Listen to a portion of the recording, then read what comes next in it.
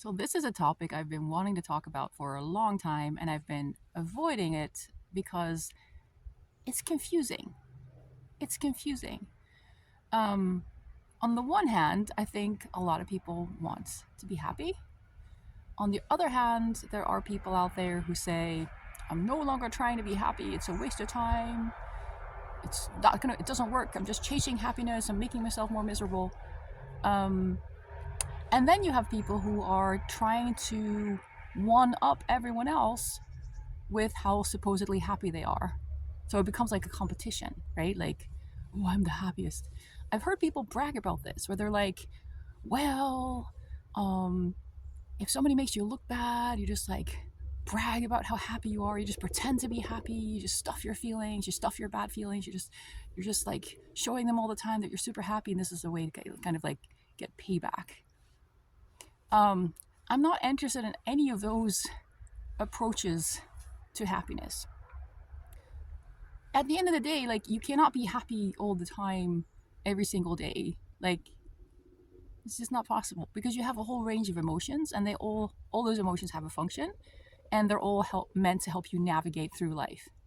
Um, so trying to be happy all the time is like saying I want to have a compass, and I only want it to be pointing north, and I want all the other directions to be deleted. And even if I'm actually walking south, I still want the compass to be pointing north.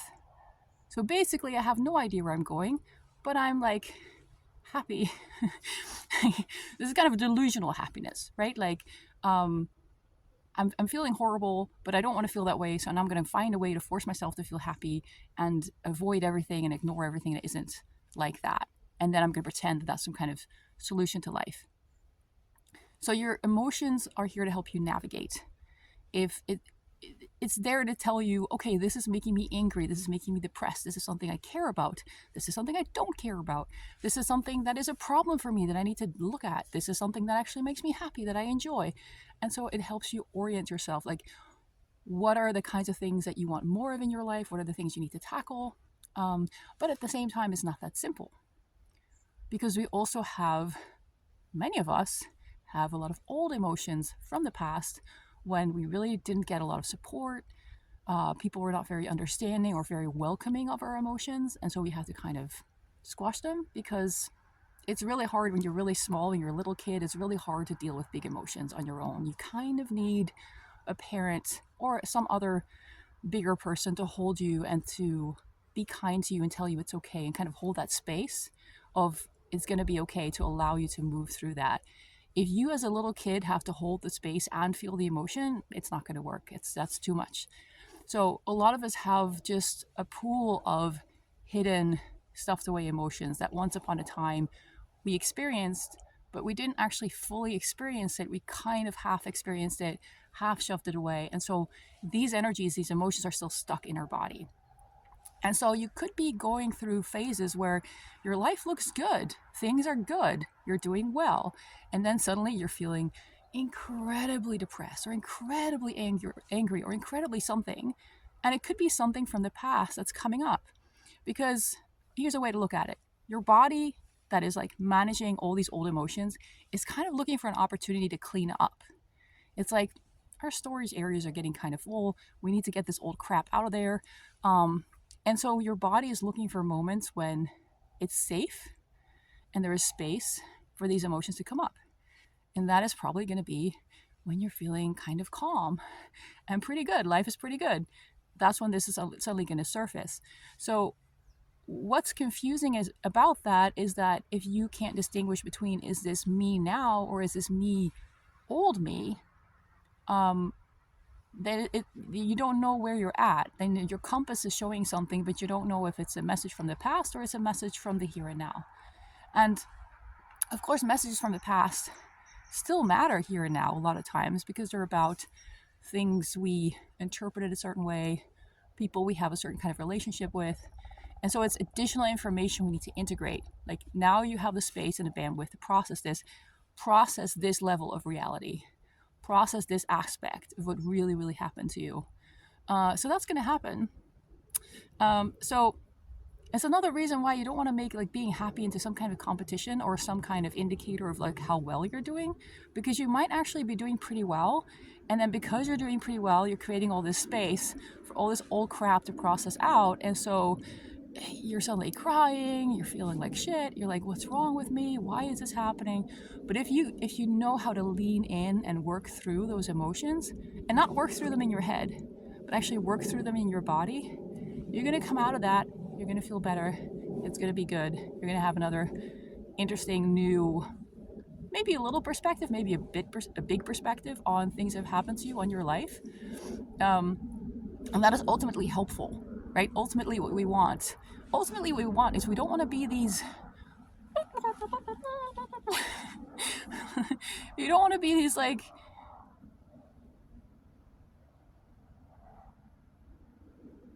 I don't know, we don't want to be in this bubble where you're just kind of bouncing through life completely oblivious and just like, I'm fine, I'm happy. You want to have an integrated sense of life, because when you're a highly sensitive person, you pick up on more stuff, you notice more subtleties about the environment. That means you have a lot of information coming at you about the world, about what's really going on, about what people are really feeling or thinking. And it's important to make the space to process that and make that part of your reality.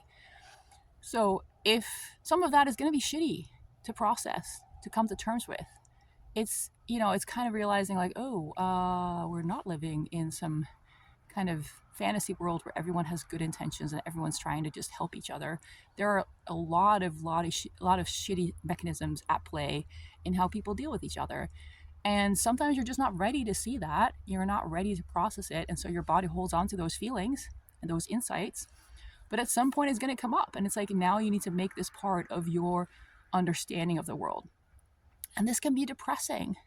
It can be depressing to come to terms with how things really are, especially when you had high hopes, you had high expectations, and you would never do things this way. But then you find out like most people do things that way, or many people do, or maybe just people in your neighborhood, but it's there, and it's something that you have to deal with. So as much as, I call my work the happy sensitive, because at the time, and I mean, this is still going on, there's just so much whining on forums, like, oh, I'm too sensitive, I can't, it's too hard, blah, blah, blah. And I was like, this is not a good, healthy attitude to take, right? You're highly sensitive, you have a capacity for suffering and pain, you have a capacity for happiness. Like, you need to find out how to live where you have the best shot at happiness. But that doesn't mean you're going to be happy all the time. It doesn't mean everything's going to be great and fantastic and easy. So there is that balance. There is that balance between acknowledging other feelings, being able to deal with them. Because if you're afraid, if you're one of those people who is like obsessed with happiness because you're terrified of all the other emotions, you're like, oh, I can never get depressed because I'll never get out of it, and like you're like obsessed with avoiding it. Chances are you already are depressed and you're suppressing it, and it's creating problems, because again, every emotion is trying to tell you something important. It's trying to give you a certain kind of energy and approach and shift to help you deal with real life.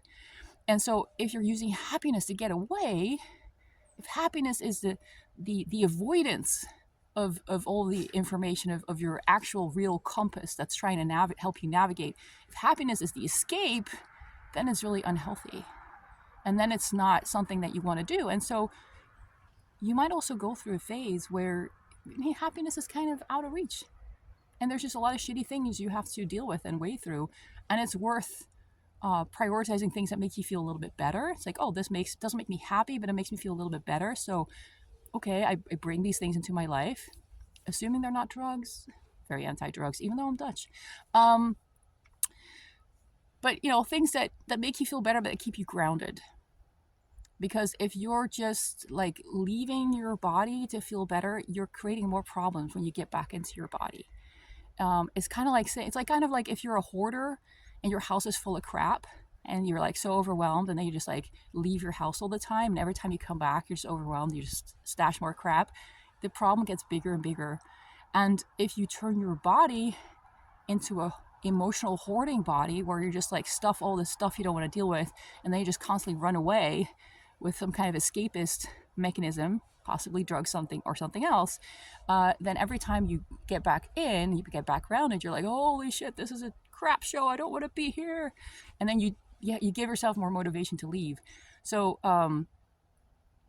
while some people may be okay with using drugs recreationally or something, I'm really against it for highly sensitive people, because we already struggle to be in our body for so many reasons, and having, making things part of your life that pull you out of your body a lot, it just creates more problems down the road. It's better to find something else. It's even better to emotionally eat, right? Um, like at least you're staying in your body, right? There are a lot of other things that are not healthy that are healthier than doing drugs, in my opinion. So yeah, that includes any kind of healing practice that has that kind of drug-like effect, where you're just kind of, you get spaced out, you feel very light, you feel like you're floating. That is not healing. That is dissociating, and that is not happiness. That is dissociating. So yeah, I think there's a lot of misunderstandings about happiness. There are a lot of people who are just trying to constantly escape the pain, and that is their understanding of happiness. It's not the same thing. But no matter what your choices are, happiness is going to be somewhat fleeting. Like sometimes you feel good, sometimes you feel not so good. It's more about your ability to stay connected to whatever's going on, have compassion for yourself, stay grounded, work through what's going on, and have kind of a vision of, hey, whatever I'm going through, it's this is my body trying to help me, trying to tell me something important. And even though it can be really painful and difficult, it's important for me to take this on board and to try to process this for what it is, even if I don't know where I'm going to end up. Like, this is somehow important. Now, as to the processing, there is a ton more to say about that, because especially if you're very intuitive and empathic, there are a lot of things that may be energetically happening that you can get kind of intertwined with other people's energies in ways where just simply feeling your feelings may not help you at all. In some cases, it can really just get you stuck in this cycle where it feels like you can't get out. And that's legit. It could be that there's something going on on subtle layers, subtle levels, that is making you feel that way. And by not addressing that, whatever that is, the thing keeps happening, and so you keep feeling that way on an ongoing basis. It's a little bit like you walk out of your door and there's this big stone, and you keep like just hurting your foot on that stone every time you leave the house, and then you cry and you feel all alone, and you feel like nobody cares about you, and it's this big thing.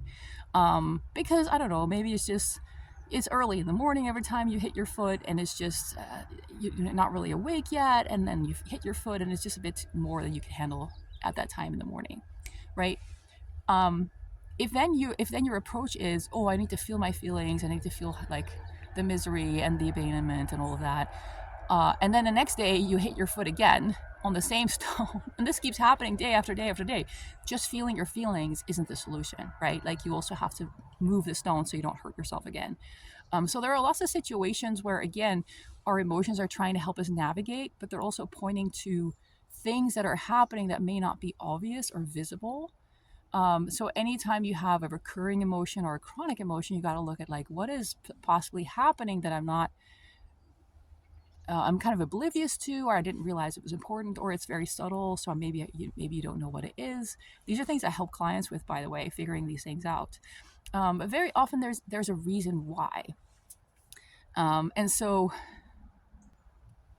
happiness is tricky, right? Because on the one hand, it's like, yeah, if things make you happy, like, do more of it.